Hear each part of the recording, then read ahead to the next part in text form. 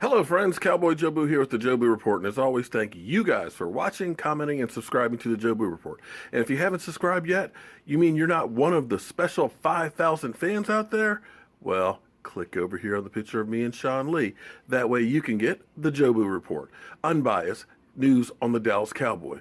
Speaking of unbiased, ESPN wouldn't know anything about that. Here it is, they're trying to stir some shit up with Dak Prescott. After Dak Prescott was asked about the triplets, he had said, basically, I would love for us to become the next set of triplets. You know, we'd like to achieve and be that great. Of course, you know the talking heads at ESPN are trying to make a big deal out of that. Hey, who doesn't want to be Captain America Roger Staubach? Let's get a life. Let's go to the tape. And this season's team has put themselves in prime position to make the trip to Houston. Earlier this week, rookie quarterback Dak Prescott was asked about the Cowboys of the 90s when they won 3 Super Bowl championships in 4 years. And here's what he had to say about that. I mean, one to live up to those expectations, I guess, or fill in those shoes, I guess you could say. I mean, yeah, we want to be great. We want to be the new triplets. We want to be the Cowboys of the 90s, winning Super Bowls and doing all that. But I think we gotta just stay focused, take it one game at a time, 1 year at a time. And, I mean, that's a long time away from we're talking at the end of our careers. Well, the triplets of the 90s, as many of you know, consisted of quarterback Troy Aikman, running back Emmitt Smith, and wide receiver Michael Irving, all Hall of Famers. Speaking of ballers, Antonio Pierce joining us here at the table. So, Antonio, is the comparison to the triplets of the 90s disrespectful? Yeah, I think at this point, it's too soon to go there, right? I mean, these guys won 3 Super Bowls. They were a dominant team. Just not them, but their team was dominant in the way they played. And when you talk about it, because we're getting so caught up in this Cowboy hype because they're doing well and they're deserving of it, it's hard to crown guys the next Michael Irving, Emmitt Smith. You're putting a lot of pressure now on a rookie quarterback. And this is where I say this is what's going to hurt the Cowboys going down the road, because now everybody's going to throw all their congratulations, pat them on the butt. What a job. There you go, boys. They haven't done nothing yet. It's the regular season. You got to get to the postseason, man, before you really crown yourself the next guy. So just pump your brakes a little bit, Cowboy fans and media. Let's not get too excited until we see this team perform in the playoffs like that triplet group of the 90s, because they were in their second and third year, I believe. Emmitt Smith, I believe, is in their second year. Troy Aikman and Michael Irving, those guys, third and fourth. Not so much rookies. Troy Aikman, rookie year, what was he, 1 and 15?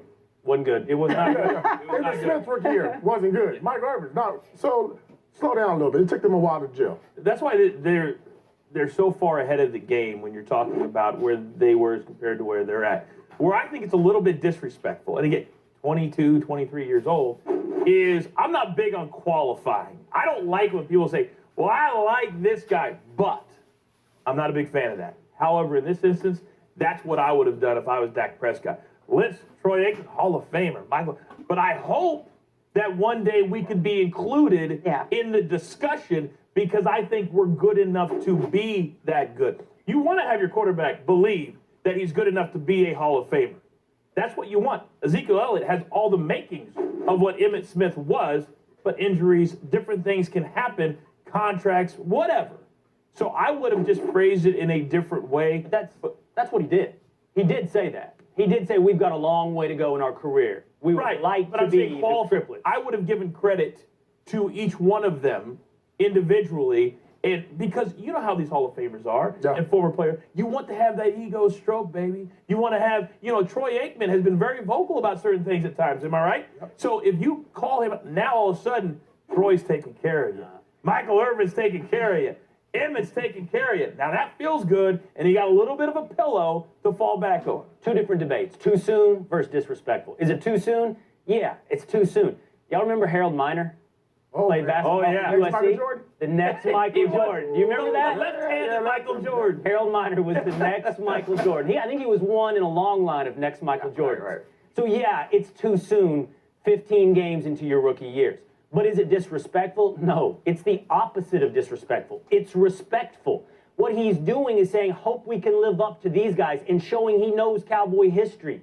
That his height, the pinnacle of what he wants to achieve, is the pinnacle of this franchise. If you're going to be a Cowboys legend, live up to Cowboys legends. Know who Michael Irvin and Troy Aikman and Emmitt Smith are. and hope one day, maybe, you three can be the same. A New York Giant wants to live up to what? Lawrence Taylor one day. That's what you want. I feel like you need a Kleenex right let me tell you something. He's got a tear getting ready to come out. I'm glad you said it. You don't even start making comparisons as a player until you get in those categories. Either become a Pro Bowler like in the NFL or be Super Bowl champion. Carl Banks wore 58. Harry Carson was a linebacker. Jesse Armstead. You didn't even consider yourself a good linebacker until you did or went on the same path as those guys, and it took a while. So what you're saying is 100% right, and I think that's where I think you're on point where you say it's not about disrespect, it's about respect. And you got to know the history of your franchise more than anything else, because that's the key point here. Those guys, it took 2 or 3 years. They didn't come out as rookies and just take over the league like these two players are. I don't want these guys coming out and saying they want to be the next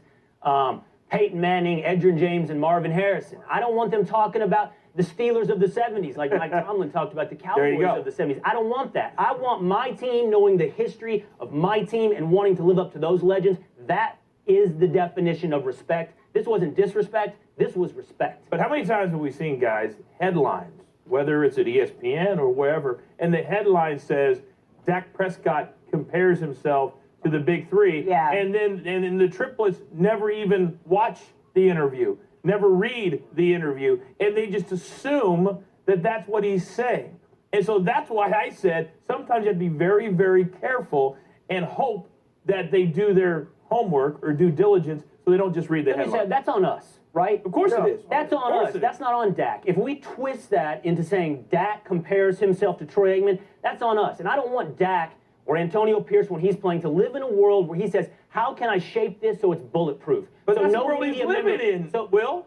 But that's the world he's the quarterback of the Dallas Cowboys. This is going to take us back to our last block and George Karl and Richard Sherman. But just because you live in that world doesn't mean you have to change telling the truth. You tell the truth if your role allows it. You don't worry about who twists your words or turns it into a discussion or a debate. The only thing you can do. Did you ever think about that? Yeah, I mean, I did, but no win game. Yeah, there's no win, especially in New York. But you thought about it. You thought about it. It was always twisted. But you thought about it. New York was always twisted. But you thought about it. That's a tough A big mouth. A big mouth.